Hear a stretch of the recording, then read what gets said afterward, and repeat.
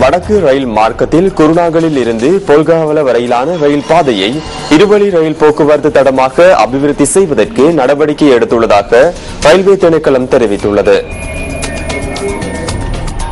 வடக்கு ரயில் மார்க்கத்தில் குருநாகலில் இருந்து பொல்காவல வரையான பகுதியில் காணப்படும் ரயில் போக்குவரத்து நெரிசலை குறைப்பதே இதன் பிரதான நோக்கம் என ரயில்வே திணைக்களத்தின் பொது முகாமையாளர் விஜய் அமரதுங்க தெரிவித்தார். வடக்கு ரயில் மார்க்கத்தில் தொடர்ச்சியாக அதிகளவிலான ரயில்கள் போக்குவரத்து செய்வதாகவும் அவர் சுட்டிக்காட்டினார். வடக்கு ரயில் மார்க்கத்தில் கொழும்பு கோட்டையிலிருந்து யாழ்ப்பாணத்துக்கும் யாழ்ப்பாணத்திலிருந்து கோட்டை புகையிரத நிலையத்துக்கு பயணிக்கும் ரயில்கள் காரணமாக இந்த மார்க்கத்தில் ரயில் போக்குவரத்து நெரிசல் காணப்படுவதாகவும் அவர் குறிப்பிட்டார். இதன் காரணமாக குருநாகலில் இருந்து பொல்காவல வரையான ரயில் பாதையை இருவழி ரயில் போக்குவரத்து தடமாக மாற்றுவதற்கு போக்குவரத்து அமைச்சர் நடவடிக்கை எடுத்துள்ளதாக அவர் தெரிவித்தார். இருவழி தடத்தினை அமைப்பதன் மூலம் வடக்கு ரயில் மார்க்கத்தில் காணப்படும் ரயில் போக்குவரத்து நெரிசலை கட்டுப்படுத்துவதற்கு முடியும் எனவும் அவர் சுட்டிக்காட்டினார்.